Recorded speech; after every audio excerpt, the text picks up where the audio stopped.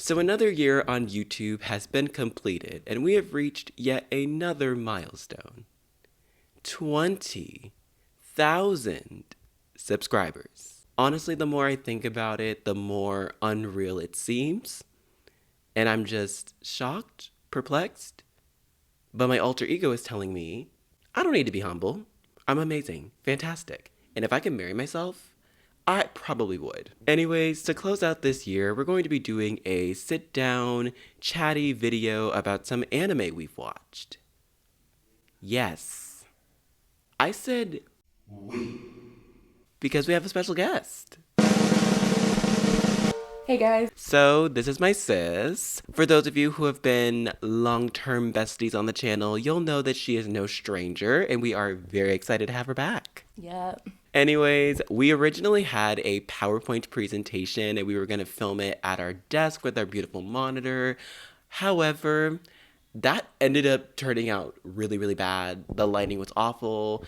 Not sure if the lighting here is going to be better, but the lighting over there was trash. It was dumpster fire. So we're doing it over here in our living room, which is why the background is plain, but you'll manage for the time I'm here. Also, one more thing before we get into the video. This is not a review, recommendation, ranking, analysis, essay, whatever term you like to call these videos. This is simply for good old-fashioned fun. So I'm going to be talking about these series from my perspective, without an analytical eye, as I usually do. So, that's that. Number 1, Save Me Lollipop.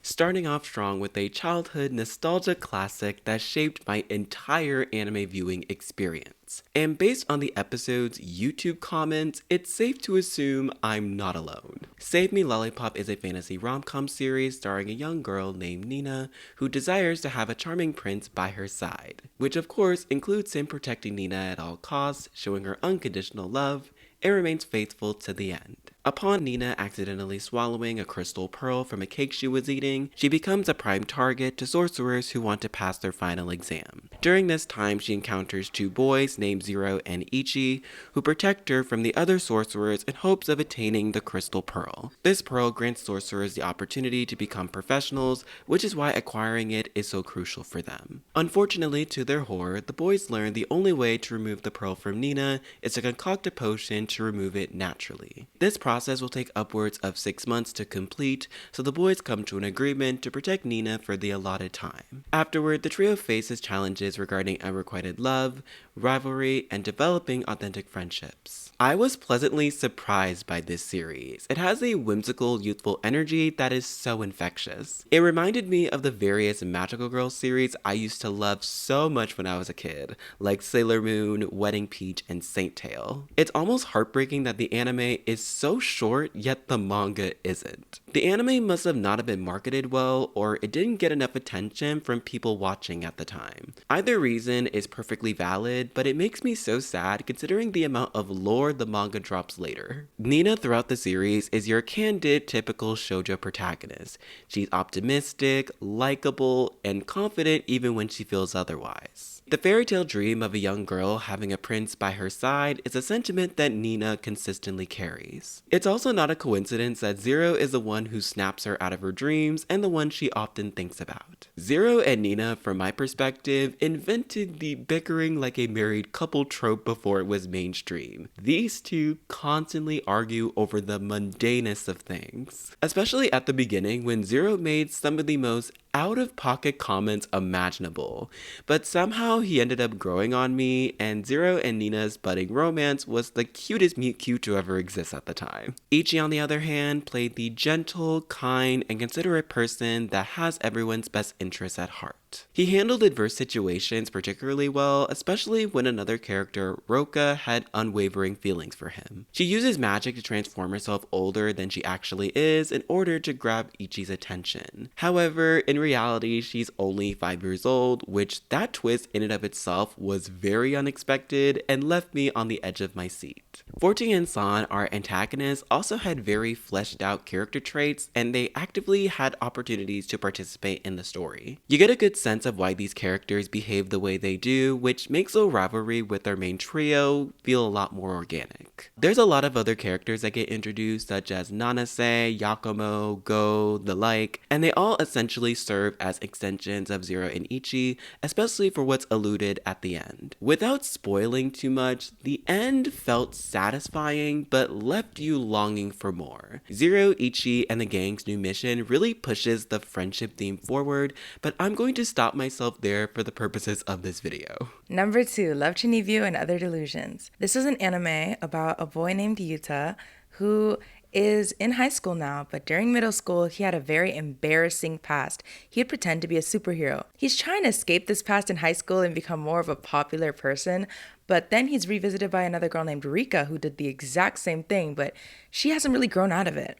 This phenomenon is called chunibyo, when someone wants to pretend to be a superhero to be better than what they actually are. One thing I like about this anime is that it really does treat its characters like they see their growth from middle school into high school. There are a couple characters that they meet inside of high school that aren't exactly the most developed, but they are treated pretty well.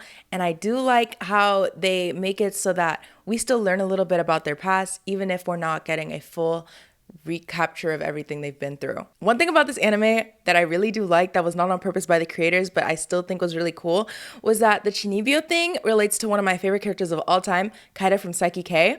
I think that he does have a little bit of chunibyo in him and he's never really grown out of it. Maybe this is a trope or something, but I think that it really does relate to him. One of the things that I really do like about this anime is a character named Dekamori, because I think she's literally just like me. I don't think they had as much screen time for her as they did for the rest of the characters, but I think that she was like just a really good character. Like, I love Dekamori. Love Chunibyo and Other Delusions is focused about these characters making a club when they get into high school that they call the Far Eastern Magic Napping Society of Summer. Interesting.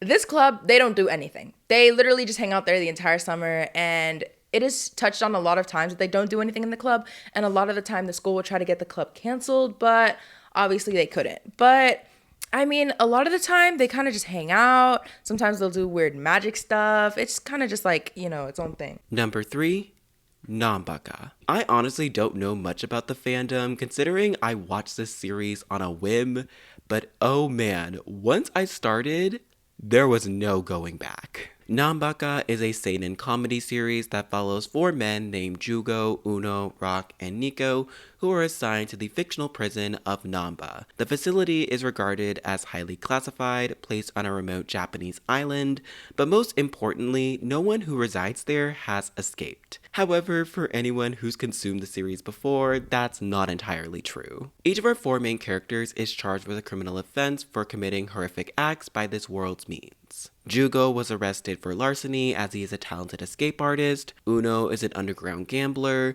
Rock started an urban gang riot, and Nico, surprisingly enough, bought drugs. Initially, all 4 men wanted to escape Namba. However, as the series progresses, that's not necessarily the case. They've all gotten comfortable with being around one another in Cell 13 and, for the most part, enjoy each other's company. We also get to meet other inmates who periodically join up with our main quartet. We have the Japanese ninja Tsutomu, we have bad-tempered Honey, Musashi, Liang, and many more. Their presence is so heartwarming and just brings out the friendship between these men, and it's so funny to watch them banter with one another, especially with the other guards. The guards were also so entertaining to watch and were so fascinating to me. Hajime's ultra-serious attitude about the boys is just so believable that it's actually funny. One notable aspect of this series I want to mention is the animation. Like, whoa. It is flawless, it's dewy, it's candy-coated like Save Me Lollipop. It's magnificent. If anything, that aspect alone should have been incentive for me to continue watching this series. Going into this series, I never expected to enjoy it as much as I do, but I honestly think a huge reason for that is because Nanbaka's story is very character-driven. The plot and the lore are still integral parts of the story, but it doesn't sacrifice itself to not give us background on our characters. It's just a fun-filled, happy time that doesn't take itself too seriously. Sometimes we're in the mood to watch something simply for the fun of it and doesn't need a huge overarching narrative. And Nanbaka did that for me. Number 4, The Disastrous Life of Saiki K. This is an anime about a psychic pink-haired boy who is trying to escape the fact that he's a psychic and not make it very obvious to his many annoying relatives and family members and friends. This is a slice of life anime that is really perfect for anybody who's just looking for a comedy. It's not really anything serious, and it's very episodic. There isn't really a plot, but there are arcs. One thing I do like about this anime is that I love every single character. I love Teruhashi, I love Kaido, I love Hyro, I love Nendo, I love Nendo. He is so funny. He's not even trying. He's like Trisha Paytas for me. Huh? What? Oh. Okay. This anime feels like I'm watching a manga, which I really enjoy. There's a lot of scenes where it kind of just like goes into a little different panel, or maybe it'll have like a little thing pop up on the screen with a little character in the side, and I just love that. It's not even like an anime that's trying too hard, you know? They're just trying to make you laugh, and there are a lot of references to Japanese culture, which I wouldn't personally get, but I feel like it's one of those animes where the more you pay attention to it, the more you watch it, the more you find it funny. Like, I have rewatched that anime at least 6 times, and every time it's funnier. Number 5, Ultramaniac. Okay, I've been hinting and shading at this series for a while, especially considering it's the same mangaka that wrote Marmalade Boy. But unlike Marmalade Boy, this series does not have a step-sibling or student-teacher relationship. So that's a plus. Ultramaniac is a magical girl series that follows a high school girl named Aya who's tackling the monotony of things at that age. How to juggle high school to her home life and developing crushes. On Ayu's way to class, we meet her new friend Nina, who has recently enrolled in her school and is a witch from the Magic Kingdom. Through this progression, we encounter 2 boys named Kaji and Sujii, who are both of their crushes and love interests respectively. It's not until a little later where we develop a lot more of the lore in the series and we discover why Nina is on Earth. There are some mishaps that occurred when she was in the Magic Kingdom, so she was sent to Earth to collect the 5 Holy Stones. As Nina details, whoever collects the Holy Stones is able to marry the Prince of the Magic Kingdom, which is this series' version of a happy ending. I only realized this until I read the manga, but the anime's beginning is completely different from the source material. Ayu and Nina aren't as buddy-buddy since Ayu doesn't know Nina's true identity at this point. It takes us a few chapters before we come to that resolution and they become close friends and high school shenanigans ensue. It's not as if these changes ruined my immersion per se, but it's something that I distinctly noticed. In terms of characters, they're pretty hit or miss. They're either likable, fun, and very genuine, or they're sneaky, underlying, and untrustworthy. Obviously, the latter refers to Kaji and the villains, while the former refers to Ayu, Nina, and Sujii. There is always something slightly off with Kaji, whether it was his too perfect image, or later on we learn why he behaves this way and it's just very jarring, especially for Nina. Personally, some of my favorite moments in the anime would have to be the magic chocolate incident where Nina accidentally fed Sujii chocolate, which made him confess his love for Ayu, which originally was intended for Kaji. But this also reinforced the message that you can't force someone to confess their love for you. This is something that both Ayu and Nina had to come to terms with, especially since they became a lot more hesitant to reveal their feelings to Kaji and Sujii. The magic system in this series is also very easy to understand. Basically, Nina uses a mini computer to cast a spell that she wants to use, and if she has the ability to use it, her computer will allow it, and if she doesn't, she doesn't. It's a simple yet innocuous way of showing how Nina can use her ability and how she can grow from there. However, it's worth noting that Yoshizumi discussed in a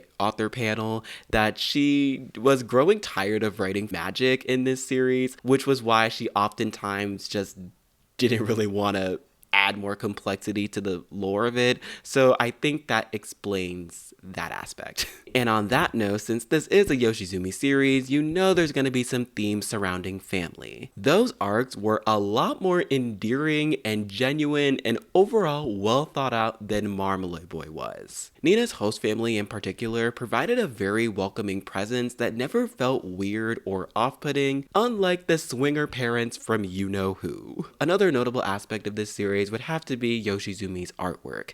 She just knows how to create very solid character designs. They're very fashionable, they match their personality traits, and they're just stunning to behold. If I had one criticism to make, it's that I was very disappointed in the ending. It felt extremely rushed and out of nowhere. Don't get me wrong, it was an ideal ending given the circumstances when the holy stones were collected, but the build-up was just lacking. This is another thing I've noticed with Yoshizumi's work, as rushed endings are not an isolated occurrence for her. Marmalade Boy similarly had a poorly executed ending, but I get it. I understand that was not Yoshizumi's intentions, but that does not change my opinion about it. Excluding my slight nitpicks and qualms, Ultra Maniac is fun, lighthearted, and peak magical girl content. It honestly really got me back into enjoying this, and as long as I just kind of exclude the bits that I find a little bit unsatisfying, I can still thoroughly enjoy this series. Number 6, Flowering Heart. This is a magical girl anime about 3 fifth graders in the problem-solving club. This is kind of like a little therapy room for some of their classmates who may have some problems in their daily lives, but little do they know that these girls are not just giving them advice, they are transforming into people who can actually help them. One character even has a problem with her weight and thinks that it makes her undesirable. However, these girls tell her that she's beautiful no matter what, and if she wants to lose weight, she should, but she should do it healthily. Then the girls transform into a little fitness trainer for her, which I think was really sweet. I mean, like, it wasn't like they were trying to shame her for anything, and they were just kind of like being nice about it. I just love the animation. All the colors are really cute, and it does remind me of Cardcaptor Sakura, but if it just got like a new pop of color. One thing I do not like about this anime is that it's very, very, very weird about age gaps. So a little 17-year-old boy, not very little, named Chess, has a little crush on a 12-year-old girl named Ari. But he never pursues it. Still weird though. If you're willing to look past that, this anime is very cute, very, very nice. But you know, it's kind of like tropey, but I love it. Number 7, Kageki Shoujo. This truly proves the concept of don't judge a book by the cover. If you're going into this thinking it's a simple, flighty slice of life series with a bunch of happy girls, you're in for a rude awakening. Kageki Shoujo is a slice-of-life drama that centers on 2 girls named Ai and Sarasa who aspire to attend the prestigious Koka Review Company and become elite performers. Prior to auditioning, Ai was a part of a popular idol group called JPX, but was expelled because of her trust issues with men. Sarasa, on the other hand, is just a normal girl who grew up in a non-affluent family and wants to pursue acting professionally. Sarasa wants to become an otokoyaku, while Ai wants to rid her memories of her traumatic history with men. The pair meet each other outside of Koka's cherry blossom tree, and Ai is enamored by Sarasa's height and athleticism. Unbeknownst to them, there is a rumored curse surrounding individuals standing under this tree that will never stand a chance of becoming top stars at Koka. Ai and Sarasa are unaware of this and continue pursuing their dreams and get acclimated to their lives at Koka. Kageki Shoujo definitely takes inspiration from the Takarazuka Review,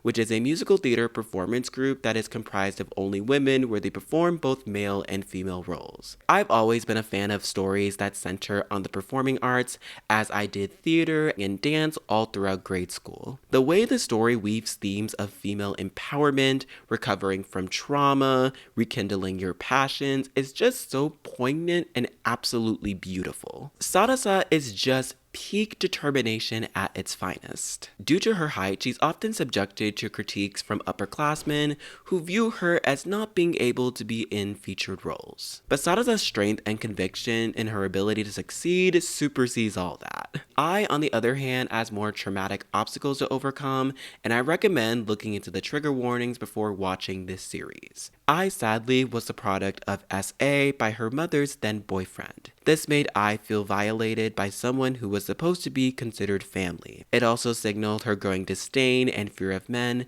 which, as I said before, led to her being released from JPX. Ai's trauma is handled so thoroughly, and you can tell that the authors spent a lot of time researching, or they just gained experience from someone who experienced this before. There was other tough subject matter it handled, such as a student struggling with her body image because of the harsh beauty standards created by the dance industry. As someone who was a competitive dancer and has trained in ballet and musical theater, boy, was that accurate. Above all else, this series was a wild ride. So many twists and turns and valuable life lessons were sewn into this series' creation. Number 8, Soul Eater. This is an anime about a school with 3 teams who all have a weaponmeister. The weaponmeisters are inanimate objects who are able to turn into humanoids. The art style for this anime is literally gorgeous, okay? Like, I don't think we have enough edgy art styles, and it's really giving me panty and stalking. I really just love the way it's like really edgy and sharp. Like, I love that. I love Death the Kid. He's literally like so me. Like, we're the same person. And this anime is really good for keeping their listeners engaged. Like, I was pretty young when I watched this, but I was into it, okay? I was next episode. Like, this was a good one. Number 9, Bungo Stray Dogs. As we are now halfway through, I thought it was only fitting to discuss a series I watched in my early years of college. This was on many a procrastination day of my homework, and still has me in a chokehold to this day. Bungo Stray Dogs is a supernatural series that centers on a young man named Atsushi Nakajima, who's an abandoned orphan who resorts to any means to survive. With nowhere else to go due to getting kicked out of his orphanage, he ends up stumbling across a peculiar man who appears to be drowning.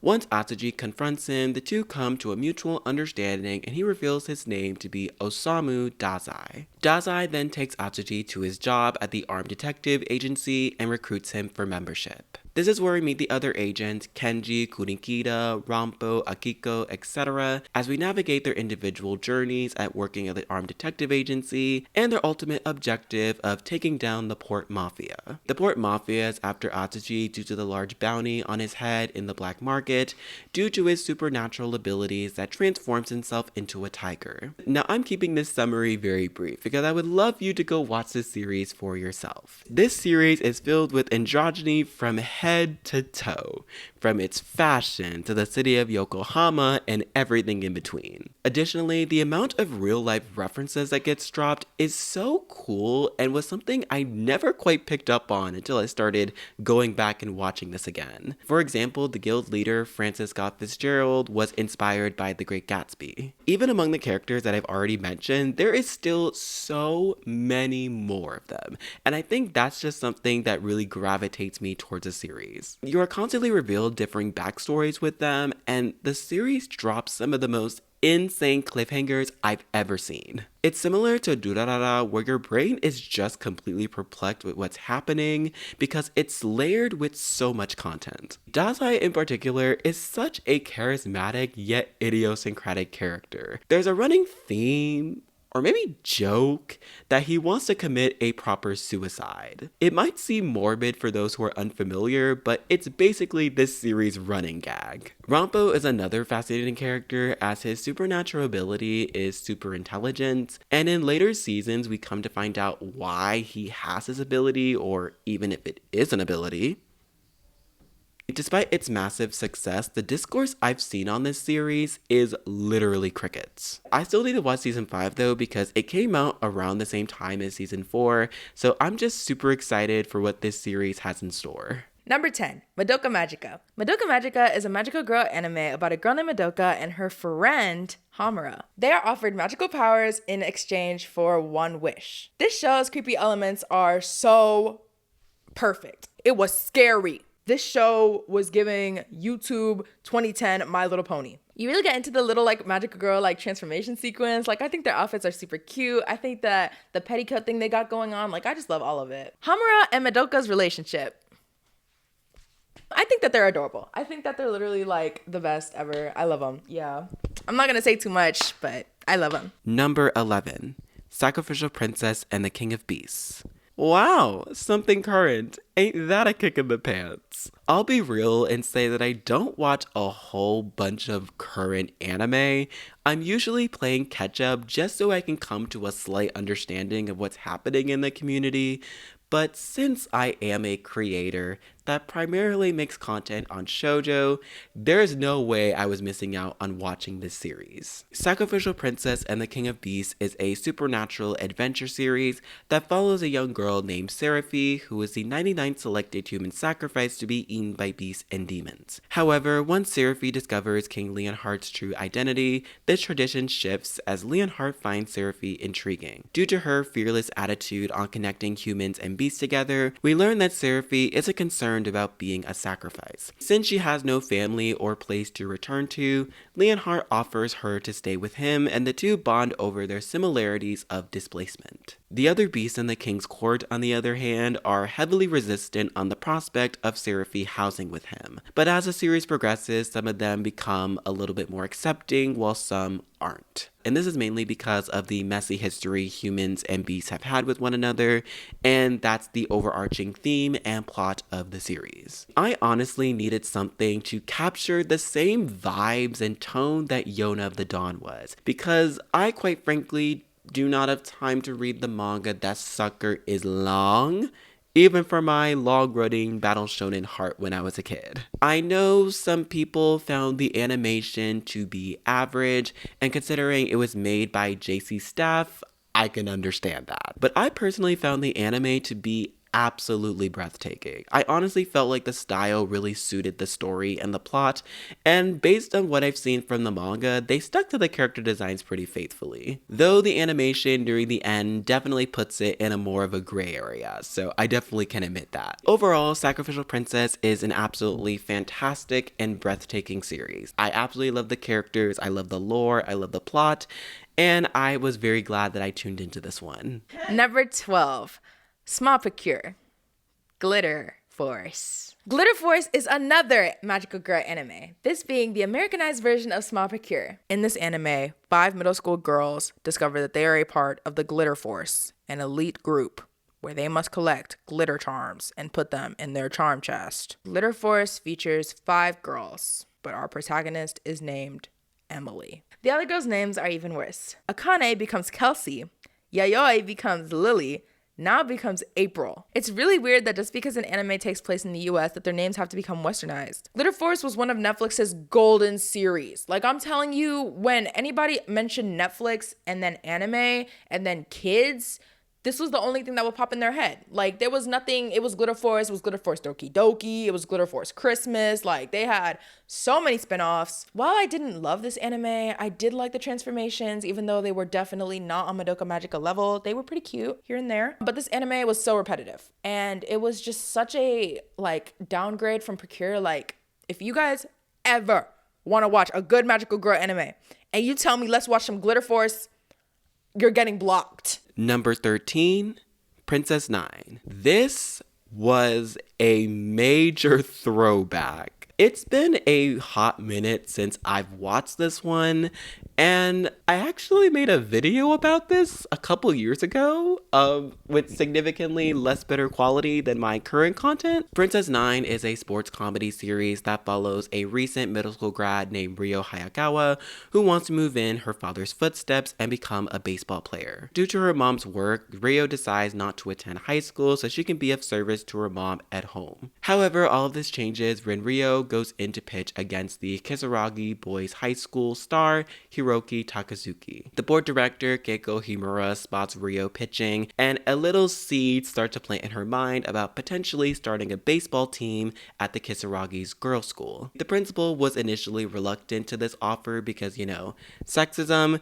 so he decides that the group needs to prove themselves by going up against the junior high team. Expecting for them to lose, he decided this was going to be a perfect offer, but the junior high team ended up losing and he ate his words. From there, the Kisaragi's girls' school is continuing continuing to form members for their ultimate goal of winning at Koshien. I remember really enjoying this one. There is just so many fun aspects of this series that just left me just smiling every time I watched it. All the girls on the baseball team definitely faced different challenges regarding their self-confidence and their abilities, especially since they were predominantly going against boys. And this was honestly a pretty revolutionary concept considering the time this series was airing. To have an all-female led baseball team kind of prove the whole myth that girls are just as good as boys was honestly something very endearing. Ryo and Hiroki's whole dynamic I thought was pretty interesting, and I definitely do think their romance, if you could call it, was pretty well handled. And I'm actually kind of glad that it was like basically unrequited love, mainly stemming from Hiroki's standpoint. And I'm also pretty happy that the ending kind of stayed ambiguous to what was going to happen with the team. I remember a lot of people really wanting a season 2 of this anime, and I honestly definitely agree. I feel like there was a lot of potential to kind of milk out the whole Koshien arc with the girls, but I definitely can see how this 26 episode adaptation was enough for them, considering the manga was only 3 volumes. Number 14, Danganronpa. This anime is about high school students who must be the best in whatever skill that they are doing. And because they are so good at whatever they're doing, they are selected to go to Hope's Peak. However, when they get to Hope's Peak, something is not right. They get into Hope's Peak and they have these weird identification cards that say alive or deceased. And, there's an insane bear somewhere that's telling them to kill each other. All is just not what it seems, and they're subjected to see a small little insane bear called Monokuma, who tells them that the only way they can escape is either by killing somebody and getting away with it, or dying. Whenever someone is killed, a trial is held, and if the murderer can get away with it, they get to live while everyone else dies. However, if a trial ends and they select the right murderer, the murderer is going to go and die, and everybody else lives. It's like The Circle, but they do it to themselves. Like, you know that scene where they point fingers at each other or whatever? Yeah, but they get like 20 minutes to an hour to point fingers. So everybody's just talking over each other, looking for the right person to kill. One of the first people who was found guilty of murder is called Leon, and he is the ultimate baseball player. So in his elimination, he has to be the one hitting the bat. However, he's tied up. He can't hit the baseballs. So guess what happens? He gets tied up to a pole and shot 50 million times by baseballs. There's a lot of plot twists, and our main character is called Makoto, who kind of just gets to show us how he feels and figure out who the murderer is. He ends up being a really important character in this because he keeps getting the right person and becomes a little bit of a target. When Makoto is accused of being murdered, it is really, really intense, and I think that is one of my favorite scenes of this show is whenever Leon is kind of pleading with Makoto, like, no, please don't kill me. I was just kidding, guys. I didn't mean to do that, because I was kind of just laughing at him at that point. Like, just go. Number 15, Dance with Devils. Reverse harem. Oh, yeah. Damn. Man, it's hot. I felt as though I couldn't include a list of anime I've watched without including a trashy one, and Dance with Devils fits the bill perfectly. This was when I was down bad for reverse harem, where I just ate up any messy story where a bunch of boys were seeking the affection of one girl. However, I've grown out of that phase, and my opinions have definitely changed. Dance with Devils is a supernatural fantasy series that follows a high school girl named Ritsuka, who is a normal girl until one day she gets summoned by her student council. She learns to her horror that her mother was captured by demons and tries to piece together the events that happened before her departure. Her world from that point onward turns upside down as she garners the attention of high-ranking demons and vampires who are attracted to her scent due to her possessing the grimoire. This item is shown to give whoever it possesses the ultimate power and glory and mastery of the entirety of this supernatural landscape of this series. Considering this series was adapted from an otome game, it's pretty much expected for the plot and the lore of this series to kind of just be non-existent. Personally, that wasn't even a huge problem for me because I honestly found the characters themselves to be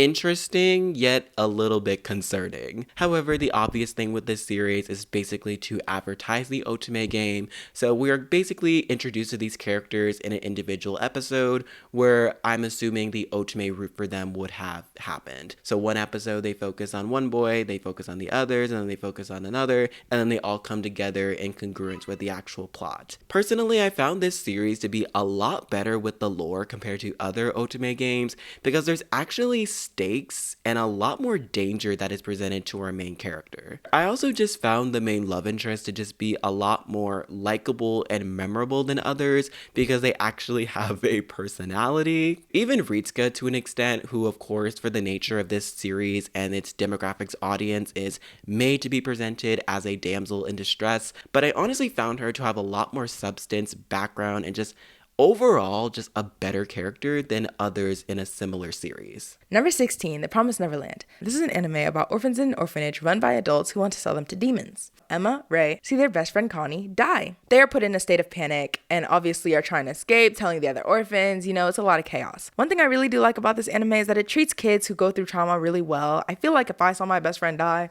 I wouldn't react the way they did. They kind of denied it. They were like, no way, like, oh my God. The orphanage is really isolated, even though they are smart kids because the demons kind of want good tasting, talented meat. I did like the way that they treated like these kids because like they're still isolated. They don't have a lot of outside information. They don't really know what a phone is. They don't really know all of that, but they are smart kids. I did not like the way they ended it in season 2.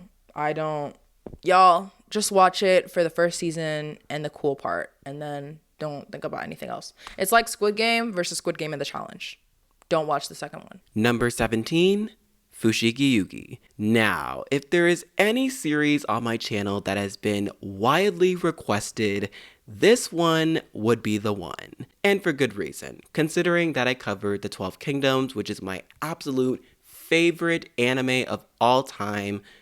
That series deserves a reboot. Personally, I don't necessarily see myself covering Fushigi Yuugi in a dedicated video. I honestly think the discourse on Fushigi Yuugi is just well known at this point that I just don't have anything to add or say anything of value. Just because I personally enjoy a series doesn't necessarily mean I have a lot of opinions about it. For the uninitiated, Fushigi Yuugi follows 2 junior high school girls named Miyaka and Yui who are dealing with the normal pressures of that age, choosing what high school to go to and familial pressures, which makes them feel uncertain to discern decisions about their future. However, once Miyaka and Yui go into the library, they stumble across a book called The Universe of the Four Gods. This book is set in ancient China, and once Miyaka and Yui are transported into the book, they face calamity and struggle immediately after entering. The two are placed in danger pretty much immediately right off the bat by some weird men due to their foreign status. However, Tamahome, a young man, comes into the midst and saves them, and it's basically that typical meet-cute romance between you-know-who. And for those who don't know, because there's Miyaka and Yui, I'm talking about Miyaka and Tamahome. The two of them don't necessarily hit it off right off the bat, since Tamahome can be very cocky and kind of views Miyaka in a condescending way. Yui, on the other hand, is just starstruck by him and just absolutely loves him because he's beautiful. Of course, these two cannot just be in this beautiful ancient Chinese universe for no reason.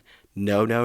Miyaka and Yui are both respectively priestesses of protector gods. Miyaka is a priestess of Suzaku, while Yui is a priestess of Seiryu. Both of them become mortal enemies upon Yui finding out that Miyaka has caught the interest of Tamahome, so she gets manipulated by a man named Nagako in order for her to get the 3 wishes granted, which is this universe series mission. So essentially, Miyaka and Yui's mission is to collect the 7 celestial warriors and get the 3 wishes granted, which ultimately for Miyaka would be for her to leave this universe. This series is literally everything. Every character just has a lot to offer, and each of them has their own purpose and mission for what they want to achieve. Miyaka and Tamahome's dynamic in particular was just so endearing and beautiful, and the enemies to lover storyline was handled so perfectly. On the other hand, Yui and Nakako's dynamic is just wild. I don't even know why when I initially watched it, I wanted them to be together. It was so weird, especially considering later on Nakako's actions are just